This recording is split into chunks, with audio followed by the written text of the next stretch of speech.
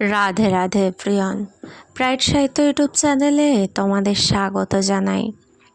শেষ ট্রেনের আগে পার্ট 4। কিছু ভুল ত্রুটি হলে ক্ষমা করে দিও।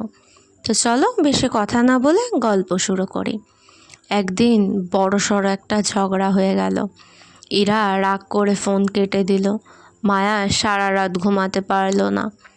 প্রথমবার মনে হলো, আমরা কি পারবো সারা জীবন একসাথে থাকতে? পরের দিন সকালে ইরা নিজেই ফোন করলো। আমরা এত সহজে হার মানব? ওপাশে চুপ।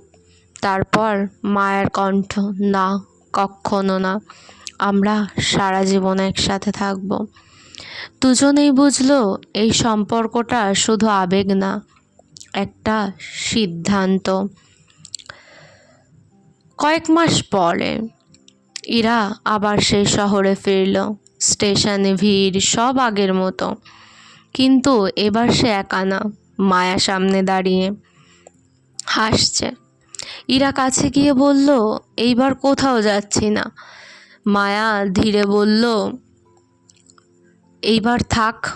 ভালোবাসা মানে শুধু একসাথে থাকা না, দূরে থেকেও একে অপরকে ধরে রাখা। ইরা ফিরে আসার পর শহরটা যেন নতুন লাগছে। আগের রাস্তা, আগের ক্যাফে, সব একই, কিন্তু অনুভূতি বদলে গেছে। মায়া বলল, এই শহরটা তোকে ছাড়া ফাঁকা ছিল জানিস। ইরা হেসে বলল, এবার আর ফাঁকা রাখবো না। তারা সিদ্ধান্ত নিল, শুধু সম্পর্ক না, নিজেদের ফিউচার নিয়েও ভাববে। মায়া তার পড়াশোনা চালিয়ে যাচ্ছে, ইরা চাকরি নিয়ে স্টেবল হয়েছে। একদিন কফি শপে বসে মায়া বলল, আমরা কি একসাথে থাকতে পারি? ইরা কিছুক্ষণ চুপ থেকে বলল, হ্যাঁ, কিন্তু ধীরে ধীরে। একটা ছোট্ট ভাড়া বাড়ি, বড় কিছু না, কিন্তু দুজনের জন্যই যথেষ্ট। প্রথম দিন ঘর গোছানো, পর্দা লাগানো, হাসি আর ছোট ছোট ঝগড়া, খুনসুটি, কিছু ভালোবাসা। এই ছোট্ট জায়গাটা তাদের নিজের পৃথিবী হয়ে উঠল। একসাথে থাকা যতটা সুন্দর, ততটাই চ্যালেঞ্জিং।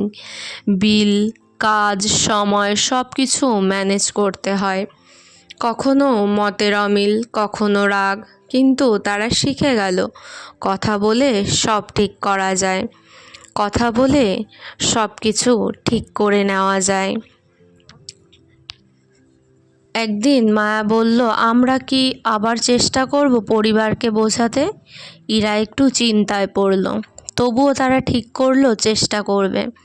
ধীরে ধীরে সময় নিয়ে মা বাবাকে বোঝাবে, দুজনেই তাদের পরিবারকে মানানোর চেষ্টা করবে।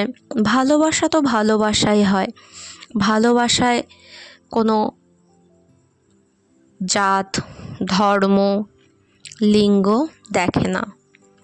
এইবার প্রতিক্রিয়া আগের মতো কঠিন ছিল না। সময় অনেক কিছু বদলে দিয়েছে। ইরার মা মাঝে মাঝে ফোন করে, মায়ের সাথেও কথা বলে। ছোট ছোট এক্সপেকটেশন, কিন্তু খুব মূল্যবান। একদিন মায়া বলল, আমরা কি পরিবারকে বোঝাতে পারবো সেভাবে? কি মনে হয় রে তোর? তখন বলল যে হয়তো চেষ্টা করে দেখতে পারি। মায়ের মা যেভাবে ফোনে কথা বলে, সেভাবে হয়তো কিছুটা বোঝা যায় যে তাদের মেনে নিচ্ছে আস্তে আস্তে। একদিন সন্ধ্যায় বৃষ্টি পড়ছে, বারান্দায় দাঁড়িয়ে তারা দুজন। মায়া বলল, আমরা এত কিছু পার হয়ে এলাম। ইরা ধীরে বলল, কারণ আমরা ছাড়িনি, নিজেরা নিজেদের জায়গায় অটুট রয়েছি। কোনো গ্র্যান্ড প্রপোজাল না, শুধু এক সন্ধ্যায় ইরা বলল, আমরা কি সব সময় এমনই থাকবো? মায়া হাসল, যদি তুই পাশে থাকিস তাহলে হ্যাঁ। একটা সিম্পল প্রমিস, কিন্তু খুব গভীর। নেক্সট পার্ট খুব তাড়াতাড়ি আসবে। ততক্ষণের জন্য সবাই খুব ভালো থেকো, সুস্থ থেকো। রাধে রাধে।